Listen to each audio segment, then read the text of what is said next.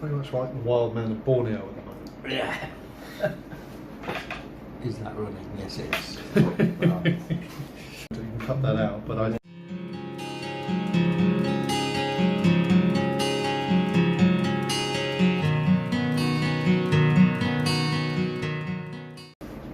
okay, hi. So this is Trevor, who is manager of a retail store. Hi, Trevor. Good morning.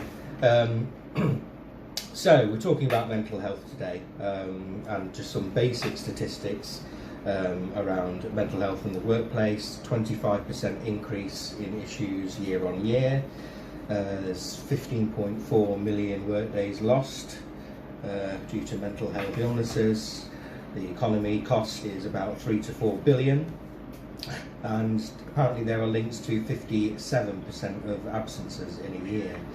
So, as a manager, are you surprised by statistics like that, or do they seem? Are you kind of like, yeah, I kind of recognise? I do recognise that, and I think it's evidence that we are getting, in some ways, better at talking about mental health. That now, where these would have been covered up with a different type of excuse, we can now openly say that, you know what, I'm not coming in today because of my mental health, and we can get to the bottom of it, and we can move forward with them. We're sort of identifying triggers that are causing these problems. But it's shocking statistics. Yeah, it's bad statistics, and I think what you say there is great. You can, if it's open, say I'm not coming in today because of my mental health. We can look at it for exactly what it is and get to the bottom of it. Yep. And therefore, hopefully, start to reduce those statistics, because covering it up, as you say, is probably what's in the end caused. If you go back 10 years, would we have identified the same sort of triggers and the same reasons that people were not coming into work? I think now that it's becoming more acceptable to talk about our mental health, and you know, this video is an example of that.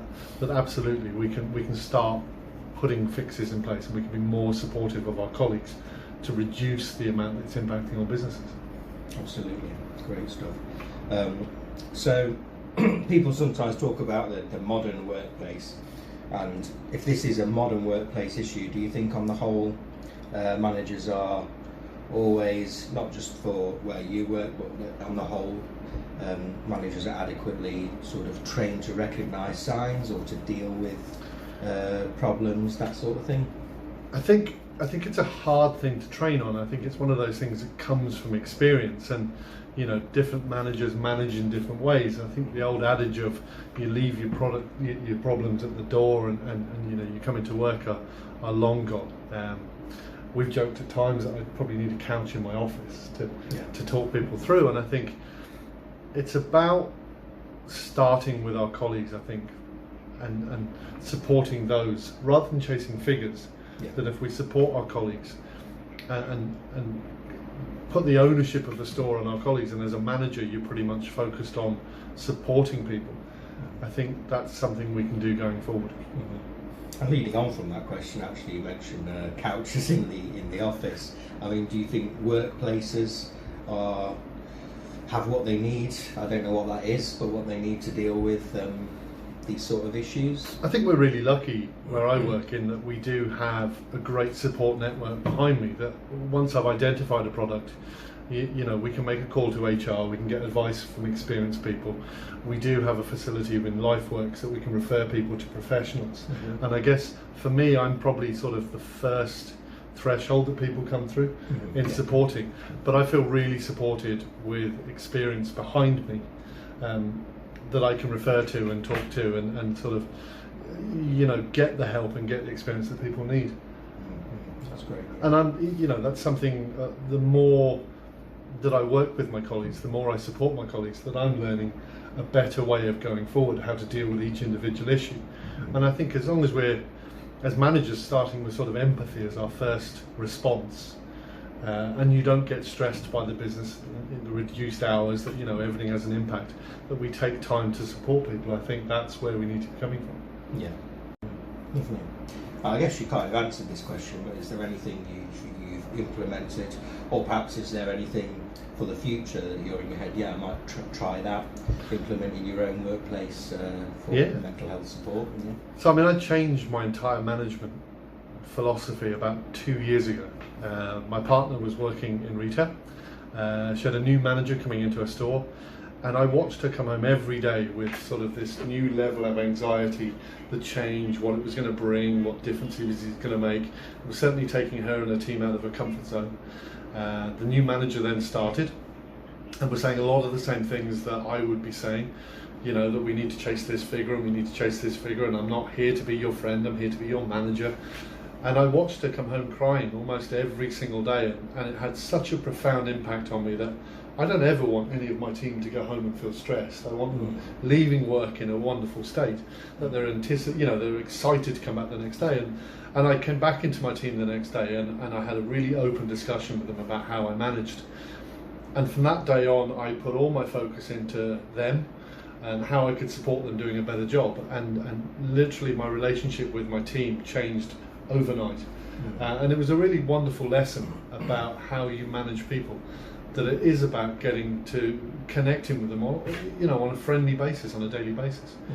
We are responsible as managers to achieve the targets, and that is part of our job, but it's also managing people in a way that they want to come to work every day, because you can get better results out of them.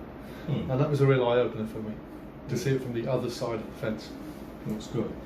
And I think the openness is key, because I think going back a long time now, going back 10, 15 years, any mental health issues I had, I did kind of feel like I had to block those, hide those while I was at work, and that meant they were still there, but then added this extra level of keep it under wraps kind of thing, stress throughout the day, which didn't make work enjoyable. And these days I do feel much more that I can just be myself and speak openly about my own mental health, and don't have to hide anything. I mean, yeah, sure, get on with the day, but, absolutely, but don't have to hide anything, and that makes work a much better place to be. That's great. So is there finally is there any mental health, whether it be at work or outside of work, experiences you've had that you wouldn't mind sharing with us? I challenge myself. The long and short of my story is that 5 years ago I was living in Ireland. I was mentally sort of living in a world that I didn't want to live in, and was really struggling, went into depression, was really struggling with anxiety, ended up on antidepressants, was having sort of daily blackouts, and it was just a product of the environment I was living in. Finally sort of managed to have a conversation with my sister and my best friend about how I was feeling, and realised that it was a disease that I was fighting, sort of my mental health, and that depression and that anxiety, and it's horrible. I ended up on antidepressants for 3 days and went away to an 80s festival where I decided I wouldn't take them because I was going to be drinking. And over the course of that weekend, I sort of had a revelation that I needed to change my environment for my own well-being. And over the space of the next month, I quit my marriage, I quit my job, I left Ireland and moved back to the UK and started rebuilding again. And if that wasn't the life that I wanted, what would be the life I wanted? And my mental health journey over the last 4 years has been wonderful. And it's about some days accepting that you don't feel great, but embracing that as part of who you are, and how you work on minimalising those days, how you turn off the voices in your head that you're not good enough. And we all have those. And what I find now that I do is, I love my life. I focus on things that I'm proud of. So in a year's time I can look back and I can put energy into things that, rather than me telling myself I'm not good enough, I can look back and say, well, that's a new boundary, that's a new wall that you've pushed through. And this year we're off to Everest with 22 colleagues. I certainly never thought that was possible going back 4 years. I'm bringing 50 colleagues up to Snowdon in May for Mind, and it's working with these mental health charities. And I think when you start taking responsibility for your own life, when you take responsibility for the thoughts in your own head and fight back and bring that positivity in your life, and it's not a case of always being positive, it's a case of having enough in the tank so when you do have a bad day, you can pick yourself up the next day and move forward. I think that's been a wonderful journey, and I think I'm nowhere near finished, but I'm aware of who I am now, and when I have bad days and the triggers. I know when I get hungry, I turn into a different person, and my missus will be the first to tell you that I'm not a nice person when I'm hungry. So that's a trigger in my head that I sort of am aware of. I've a new daughter this year who turns 1 in a couple of weeks. I found postnatal depression really hard, those first few weeks, where you feel completely helpless because mum is literally doing everything and she's the main caregiver, and you're kind of feeling like a spare wheel. And again, the key for me to get through that was to have a conversation with Izzy about how I felt, going online, Googling the symptoms and feeling that you're not the only one and it's something that's normal to feel that way. And I think when you realise it's normal to feel that way, again, you can take ownership of that and you can start doing more.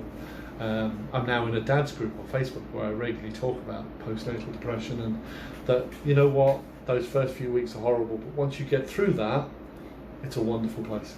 And I wouldn't swap it for anything now. That's great, yeah.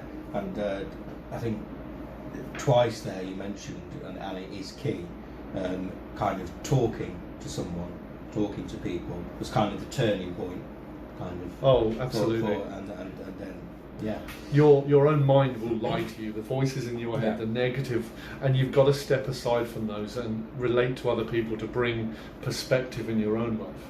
I mean, people will tell me that I'm inspirational and I do this and I do that, and there are days that I just don't see that because I'm seeing through my own eyes at the stuff that I'm not doing, you know, all those failings. And if you focus on those, that will bring you down. And I think where you get a chance to talk to people and listen to what they're saying to you, you know, I think having close friends who you can talk to about how you feel on a regular basis is really good, because it not only keeps you grounded, but it also does give you that lift and that perspective. Isn't it that line about I am not who I think I am, and I'm not who you think I am? Yeah. I am who you think I am. Yeah, yeah. And I think it's learning that. It's learning about yourself, isn't it? And challenging. But it's not settling in that depressed state. It's not living. You have to believe that every day can be a great day. Great, that's fantastic. Well, thank you, Trevor, and good luck with the Snowdon and Everest, was it? Yeah? Yeah, excellent. Lovely. So check out some of the links in the description below about some of the things we've been talking about. Hope everyone's okay. And if you're not, that's okay too. Take care of yourself, look after yourself, and whenever you're ready, try again. Cheers then.